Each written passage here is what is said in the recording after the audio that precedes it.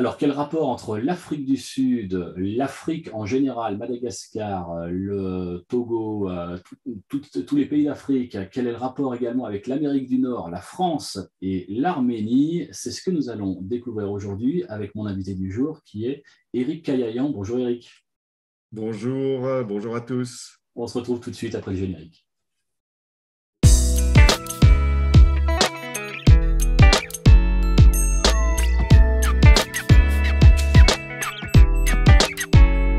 Chers amis, bonjour. Je suis heureux de vous retrouver encore aujourd'hui pour une nouvelle séquence de l'invité de Pascal avec un nouvel invité qui s'appelle Éric Kayayant. Bonjour Éric.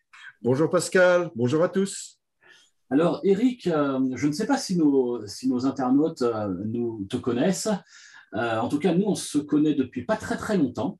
Nous nous sommes rencontrés, enfin, on a discuté récemment lorsqu'on s'est croisés au centre évangélique. Et puis, lorsque tu vas partager un petit peu tout ce que tu fais, le parcours assez atypique par lequel tu es passé et dans lequel tu es encore aujourd'hui, je me suis dit, bah, voilà un profil qui m'intéresse beaucoup pour le présenter. Est-ce que tu peux te présenter en quelques instants? Voilà, ben, je suis un pasteur réformé, mais quand je dis réformé, dans la tradition confessante, hein, qui n'a pas peur d'être attaché aux confessions de foi et de les proclamer. Donc, je dirais pas libéral du tout, même j'ai pas peur de dire même orthodoxe dans un certain sens. Un pasteur réformé, français, ariégeois de naissance, catalan de mère, arménien de père, français de culture, de nationalité. J'aime à dire que j'ai le sang catalan, c'est-à-dire parfois un petit peu trop bouillant même parfois, un cœur très arménien, parfois très sentimental, émotionnel, et puis une tête, j'espère, assez cadrée, un petit peu française quand même. On voit ton cœur arménien à travers la photo que tu as mis derrière toi. Voilà, juste. Du monastère arménien de Khovirab que tous les Arméniens connaissent devant le mont Ararat. Enfin bon, moi ça me parle beaucoup en tout cas. Tu as servi longtemps, Éric, en Afrique du Sud. Est-ce que tu peux nous expliquer ça? Voilà, j'ai passé un long week-end de 26 ans en Afrique du Sud entre 1988 et 2014, après la fin de mes études à Paris, de longues études au Conservatoire national supérieur de musique. J'ai fait un très grand changement. Je crois que le Seigneur m'a guidé. C'était des circonstances personnelles pas très très faciles, mais j'ai voulu apporter un grand changement dans ma vie, donc j'ai émigré. Et petit à petit, ça courait déjà dans ma tête et dans mon cœur, dans mon sang catalan aussi, sans doute. Je me suis lancé dans des études de théologie. J'ai donc été ordonné pasteur en fin 1998, après une longue période de nouveau d'études. J'avais 38 ans. Je peux dire même qu'entre l'âge de 6 ans et l'âge de 38 ans, j'ai pratiquement pas quitté les bancs de l'école, si je puis dire, ou de l'université ou du conservatoire. J'étais en perpétuel cycle d'études. Et ces études donc ont été effectuées à la faculté de théologie de l'université de Potchefstroom. On prononcera Potchefstroom en afrikaans, une langue que j'ai dû apprendre et pratiquer, que je pratique encore couramment. Et j'ai donc été ordonné pasteur, mais avec l'idée de m'engager dans un ministère francophone, c'est-à-dire utilisant ma langue maternelle, le français, pour faire de l'évangélisation, de la prédication, par la radio d'abord, avec des programmes radiophoniques qui ont été diffusés, qui sont toujours diffusés sur une grande partie de l'Afrique francophone, depuis Madagascar jusqu'au Mali, jusqu'à Tombouctou, hein, physiquement, en passant par le Cameroun, la Côte d'Ivoire, le Bénin ou la République démocratique du Congo, etc. Et ce ministère francophone est en fait la succession d'un ministère que mon père, pasteur Aaron Kayayant, donc mon héritage arménien en tant que tel, avait initié avec l'aide de ma maman dès les années 70.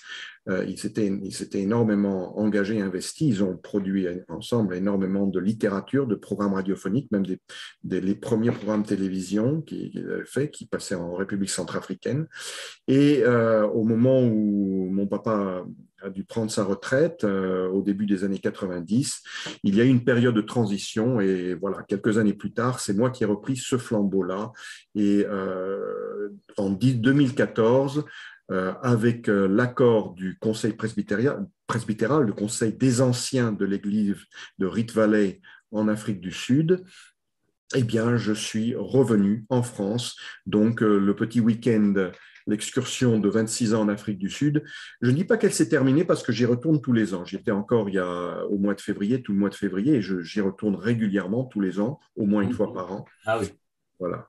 Donc, je suis en France et nous avons, avec quelques amis et partenaires, nous avons fondé l'association Foi et Vie Réformée, l'association 1901, qui s'occupe de la promotion de la foi réformée, la foi confessante et confessionnelle, mais également de la pensée réformée dans ses expressions culturelles et même philosophiques, de manière à apporter un éclairage biblique sur l'ensemble de la réalité. Alors, justement, cette association Foi et Vie Réformée, est-ce que c'est une association qui, qui dépend de cette mission sud-africaine qui t'envoie en France? Est-ce que c'est une association qui dépend de l'Église réformée de France? Alors, elles ne dépendent pas du tout de l'Église réformée de France. Effectivement, elle dépend. Et en fait, je suis, en tant que pasteur, je ne suis pas un électron libre. Nous avons comme principe, un principe biblique, on n'est pas des. Chacun s'improvise pas pasteur et devient un électron libre. Donc, je suis sous la supervision d'un conseil des anciens. Alors évidemment, il y a une telle distance géographique et culturelle que ce n'est pas toujours évident sur le plan pratique, mais le principe doit demeurer celui d'une supervision. Mais il y a d'autres églises réformées, je dirais anglophones dans le monde qui s'intéressent et qui soutiennent très très activement ce ministère depuis le début. Mais nous avons donc ici une entité légale, une association 1901 qui s'appelle Foi et Vie Réformée. Alors, quelles sont les activités de cette association? Tu nous en as dit deux mots. Vous travaillez sur plusieurs domaines, dont un qui est en particulier l'ecclésiologie. Alors, ça, c'est une des branches à laquelle nous nous intéressons particulièrement, c'est-à-dire un enseignement fondé sur les données du Nouveau Testament, sur ce que c'est que le gouvernement de l'Église, la nature de l'Église, la souveraineté exclusive du Christ sur son Église, les ministères dans cette optique-là, et une Église que nous, selon les mots de Jean Calvin, du réformateur Jean Calvin, des églises qui doivent être dressées, pas seulement plantées et pas bancales, mais des églises dressées avec les ministères tels qu'on lit dans la lettre aux Éphésiens, dans la première, la deuxième à Timothée, Tite, etc. Il y a tout un enseignement sur l'Église dans le Nouveau Testament et ça donne lieu au mot que tu as utilisé toi-même, l'ecclésiologie qui concerne tout ce qui a trait à l'Église, mais en particulier un gouvernement qui n'a comme seul chef, seul fondement et seule tête qu'une seule personne, Jésus-Christ, le Fils éternel du Père. Alors après, avec ça, nous produisons là-dessus sur ce thème de l'ecclésiologie, nous avons fait des webinaires, nous produisons des PowerPoint ou des diaporamas, j'aime bien utiliser les mots français, des diaporamas, c'est pas mal, de même que je parle de courriel, hein, je suis un petit peu traditionnel là-dessus, nous avons fait des séminaires, des webinaires, nous allons sur invitation, nous allons faire des présentations si des églises s'intéressent à savoir ce que nous avons fait, nous avons produit, mais nous avons également des vidéos, je produis à partir d'ici même des vidéos, des méditations sur la Bible, sur l'Écriture, sur les 10 commandements, sur le Notre Père, des podcasts de 3 à 4 minutes qui sont diffusés d'ailleurs sur un certain nombre de radios françaises, et même sur la radio de l'Archevêché à Avignon, l'archevêché, radio. On mettra les liens dans la description de la vidéo, de toute façon. Hein, sur le réseau Phare FM également. Ceux qui veulent aller sur tes podcasts, c'est diffusé aussi sur le réseau Phare FM. Sur certaines radios, notamment Lyon-Dauphiné, bientôt à Montauban, et puis à Perpignan également. Et puis, ces mêmes podcasts sont repris en Arménie et ailleurs. Alors justement, tu parles de l'Arménie. Bon, c'est un pays qui est évidemment cher à nos cœurs à tous les deux. Tu travailles depuis un moment sur quelque chose qui a été initié par ton père, je crois, un très gros projet qui est en train de voir le jour en ce moment. De quoi s'agit-il? Lorsque mon père a quitté le ministère, disons, francophone, à l'époque, au début des années 90, c'était le moment de la chute de l'Union soviétique, de l'indépendance de l'Arménie, et l'Arménie s'est trouvée ouverte à beaucoup de courants, d'influences, malheureusement toutes pas très bienfaisantes, hein, des sectes diverses que je ne nommerai pas, et il a eu à cœur d'apporter une foi solidement ancré dans l'Écriture sainte, dans la Bible, à travers des programmes radio, comme il avait fait en français, et des publications diverses, des livres qui ont été traduits à partir du français ou de l'anglais. Et plus tard, en 2005, il a initié ce projet de traduction du Nouveau Testament à partir des meilleures sources, des meilleurs manuscrits grecs, des manuscrits dans les éditions modernes les plus fiables. Et ce projet n'a pas pu voir le jour de son vivant parce qu'il est décédé 3 ans après. J'ai repris le flambeau, c'est une casquette qui m'est tombée dessus, et mes amis qui formaient avec moi qui formaient le comité de cette branche du ministère de foi et vie réformée, des amis notamment outre-Atlantique, nous avons décidé de reprendre tout ça et d'ajouter à la traduction du Nouveau Testament celle des psaumes, du livre des psaumes. Alors, il y a quelques années, il y a déjà 2 ou 3 ans, nous avons produit une édition limitée avec 5 livres, 75 psaumes et 5 livres du Nouveau Testament qui étaient destinés à, je montre peut-être pour nos à quoi ressemble l'alphabet arménien. Voilà, on voit voilà, bien. alors vous êtes les bienvenus de faire une lecture douce et gentille chez vous à partir de l'alphabet arménien, qui est quand même un alphabet qui date du 6e siècle de notre ère.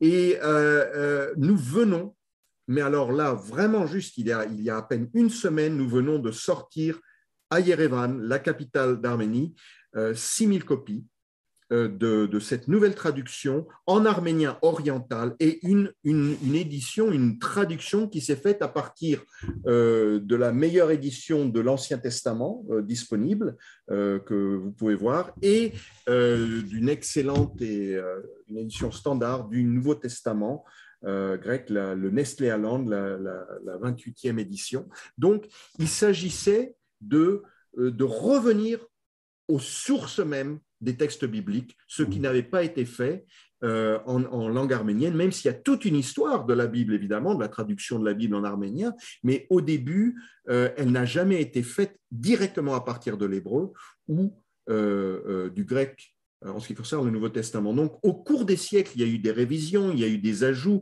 il y a eu beaucoup de choses, il y a eu des comparaisons, évidemment, avec les textes originaux. Mais ce que nous avons voulu faire, c'est reprendre tout à partir des textes originaux, avec une traduction basée sur les sources, qui soit fidèle aux sources, et en même temps, littérairement, compréhensible aux lecteurs contemporains, à l'arménien qui vit en Arménie et qui parle l'arménien oriental. On a passé... Pour quelle raison avoir voulu procéder à une nouvelle traduction, puisque tu me dis, en fait, déjà au fil des années et des siècles, il y avait déjà eu des tas de traductions, de documentation qui avait été produite. Pour quelle raison en faire une nouvelle?